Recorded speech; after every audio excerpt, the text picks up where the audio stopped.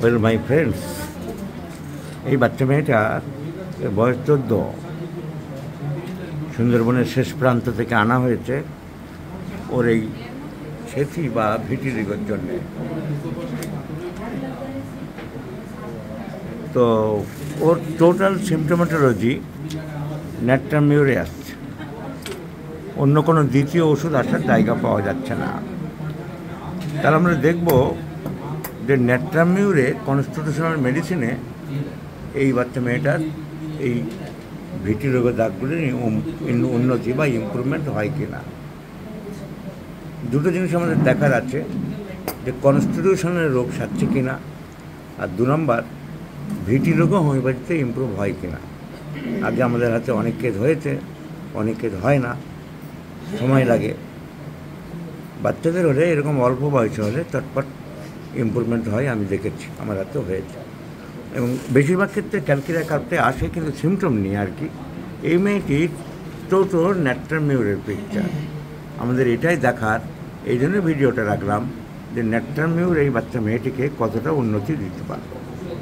ন্যাট্রামিউর কেন? ওর physical makeup, রোগা পাটকা চেহারা আছে, লম্বা। ওর সর্দি কাশি প্রায় লাগে, ক্যাচেস কোল্ড ভেরি ইজিলি।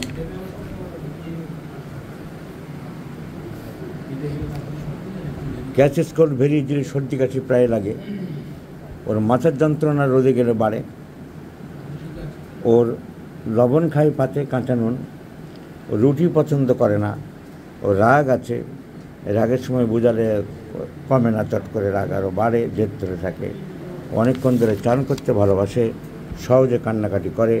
তাই টোটাল পিকচার একজনের যেন ন্যাট্রামিউরে সাজানো।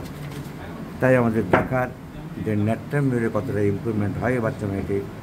ভিটিরিগো ফ্যাক্টর না, ফ্যাক্টর যদি রোগী হয় তো রোগী ন্যাট্রামিউরে। চেয়ারা ন্যাট্রামিউর, সর্দি কাশি প্রায় লাগে, রোদে গেলে মাথার যন্ত্রণা হয়, রুটি পছন্দ করে না, পাতে কাঁচা নুন খায়, শীত বেশি, রাগ বেশি, ভুতালে রাগ কমে না, অনেকক্ষণ ধরে চান করতে চায়, সহজে কান্নাকাটি করে। এই total picture of sodium chloride এখন দেখার।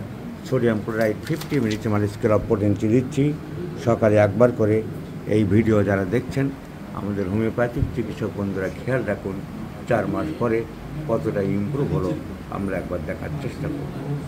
যদি ইমপ্রুভমেন্ট হয়, দুটো জিনিস প্রমাণিত হবে। Yes, we have enough scope for the treatment of vitiligo, and number 2, treat the patient not the disease. The theory is once again it will be proved perfectly and correctly.